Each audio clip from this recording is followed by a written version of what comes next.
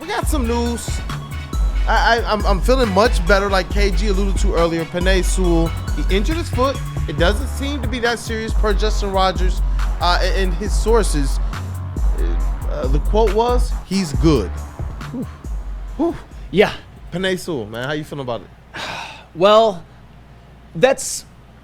I'm not going to say that I didn't panic, but I felt like with all of the noise that was going around the injury that it would have been a little bit more ominous from everybody who was reporting it if it would have been something that was serious. When I heard that it wasn't serious, I wasn't too surprised, but of course I was 100% relieved because Penei Sewell, hey, I'll tell you what, he's the engine of this team. He is... When we talk about best non-quarterback offensive players in the NFL, he's in the same room with guys like Justin Jefferson, Christian McCaffrey, Tyreek Hill. He's that important to this team. He is the best member of the best unit. Well, maybe not the best total unit in the NFL, but one of the best units in the NFL and certainly the best offensive line in the NFL. He's the best tackle in football, the best offensive lineman in football. He's the best run blocker in the NFL by a mile at any offensive line positions, and he only allowed 1 sack last year. If Penei Sewell by himself probably gets you like 2 to 3 extra wins that you wouldn't get with just a replacement level tackle. I know we all love Decker. I know we all love Ragnow. I know we all love Zeitler. I know we all love Graham Glasgow. But Penei Sewell really is the man on this team, and I would say that he's the best overall player and most important player on this team. So he needs to be there. He needs to be healthy, and all signs point to that he will be. I was gonna say, if there is ever a Mr. Lion right now, it is Penei Sewell. No question. And you talk about some of the intangibles, some of those things, and I know you want those things paired up, Flannel, with the production on the field. And when it does, think about how much more power it gives and motivation to his voice. Those pregame speeches, the stuff that you see them doing in the practices, the battles with Aiden Hudson, the battles with the other members of the defensive line, being able to kind of be a good support, not just to the vets of the squad as well, as to like the younger players. There's some young guys on that offensive line that we're hoping can kind of reach a potential and keep this longevity of a Super Bowl window open for them. So Penei Sewell, it's like the importance goes even so much further than any stat. This guy is not just Mr. Lion, but hey, give him one of them titles. He's one of those Mr. Detroit type guys. The best part about Penei Sewell is to combine what we all value more and what we all value less. If you want the numbers and the metrics, he's got it. If you want the eye test, he's got it. If you want the leadership and the intangibles, he's got it. I truly believe he's going to go down as maybe the best offensive lineman to ever play the game. He's got that type of trajectory. I know that's a bold statement to make right now, but I know Neil Rule was kind of first on it, that he's gold jacket loading, and I don't think any of us disagree with that. No. Not at all. No, I didn't realize I took Penei Sewell for granted until yesterday.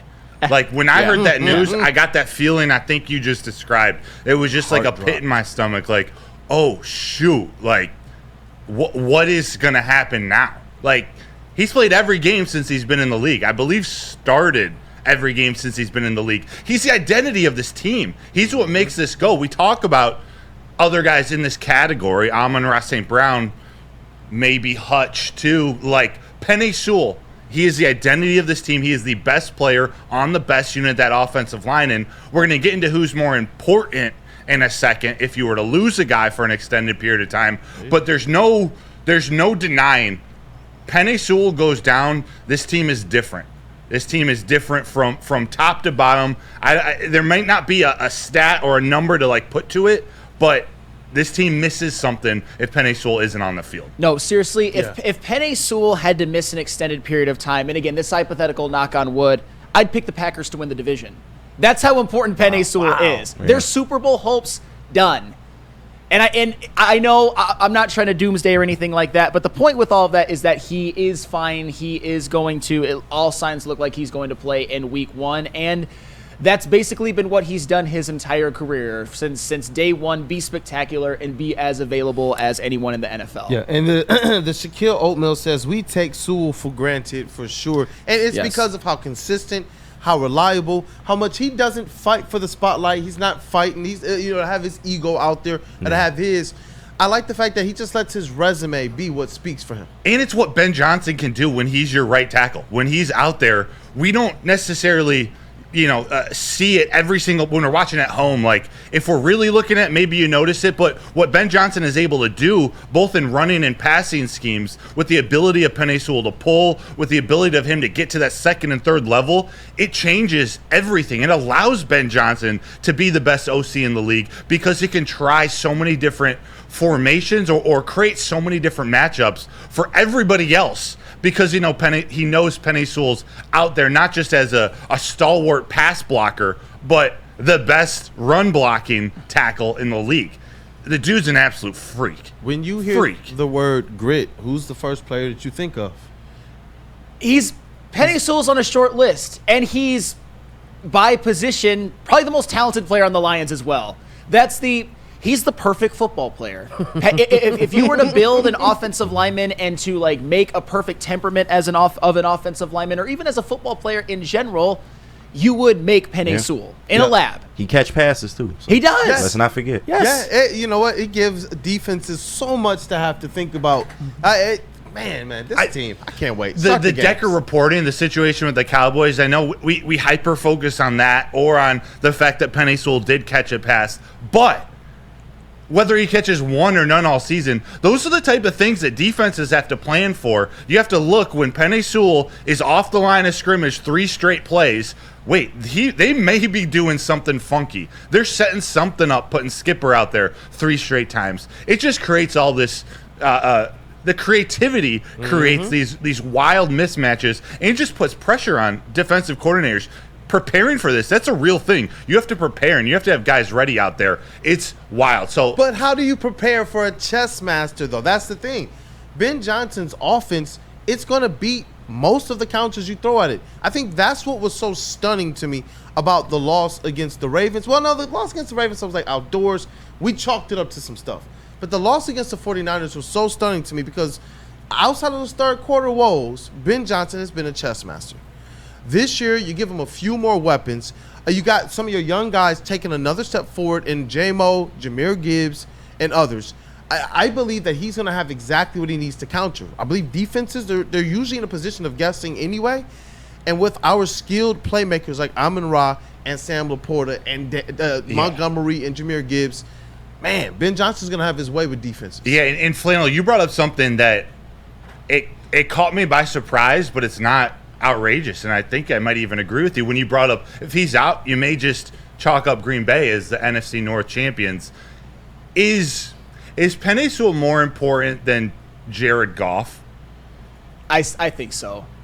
I really do. Just because it's not outrageous. No, it's not. This is why this is a weird. This is funky. It isn't because. And this isn't Goff hate in any way, shape, or form. Penei Sewell is a unicorn. I would contend last year, and I know people are going to disagree because he played right tackle and not left. I would contend that last year, Penei Sewell was better last year than Trent Williams has ever been at any point in his career. These are the superlatives I'm using to describe Penei Sewell so that I make this as clear as absolutely possible. I think Jared Goff is more easily replaceable in an offense than, say, Penei Sewell. I would feel more comfortable if Kirk Cousins was the quarterback instead of Jared Goff, but he had Penei Sewell, than if Christian Darrisaw was the tackle and we still had Jared Goff. And Christian Darrishaw's fabulous. He cannot even sniff, Penei Sewell's you-know-what at this point. That's how good Penei Sewell is. Yeah, I don't think it's that outrageous of a statement either because, like, if Goff goes down, what we've seen from Hendon Hooker, I have confidence that, he can come in and at least keep the ship afloat. If Penei goes down, I've said this over the last 2 weeks, I don't know what that offensive tackle depth really looks like. Who is coming in to replace that kind of production? Yeah. Like, we don't have that. I mean, that's true. And you know what? I'm sitting here trying to wonder, like, I know we can say jockstrap, so I'm wondering what Darrisaw is actually sniffing of Penei's. But the Shaquille Oatmeal says, we just expect greatness from him without really thinking of it. We need to protect that man. And Greg B29 says, I'm knocking on all the wood. He believes that Goff will get hurt without Penei Sewell. And it's something that you have to think about. We not just like even before you go to the extreme of injury, we talk about how much this offensive line means to the success of a Jared Goff. And that's okay to admit. You know what I mean? That's the relationship that you want between your quarterback and your offensive line. You lose a guy like Penei Sewell, we don't even have to get to the aspect of hurt. you're going to have a harder day in that backfield and in that pocket for Jared Goff. Well, there are very few NFL offensive linemen playing right now. Maybe there's only one that have the ability to completely neutralize Nick Bosa, to completely neutralize a TJ Watt if he has to completely neutralize like a Micah Parsons or Montez Sweat if we're going in this division. And that's important for Jared Goff because we all know he's uniquely unathletic. And that's okay, by the way. Yeah. That is 100% okay. So, yeah, if Penei Sewell were out, I would worry about, too much pressure on Jared Goff from potentially getting hurt or potentially not being able to escape. But hopefully, luckily, and what we've seen throughout Penei Sewell's career and Jared Goff's career with Detroit, that's never a problem because Penei Sewell's always there and he's always spectacular. Which is ironic because he's not spectacular in the way he plays, and it's not spectacular being a great offensive lineman, but his impact and his ability, that's spectacular. Hey, I'm just knocking on wood. Yes. I'm hoping that we continue as a team to have health because I feel like the teams that are the most successful are the ones that are also the healthiest, not just the most talented. Oh, yeah. Not just the most talented, man. Yo, that dude right there has the greatest hair. Huh? Oh! Is that Kid Kool-Aid? Yeah, I need the caffeine. It was a rough night. Yes, I feel you. Early mornings. So yeah, definitely, man. He brought the tea. Oh, don't pull. He brought the tea. Thank you, Kid Kool-Aid.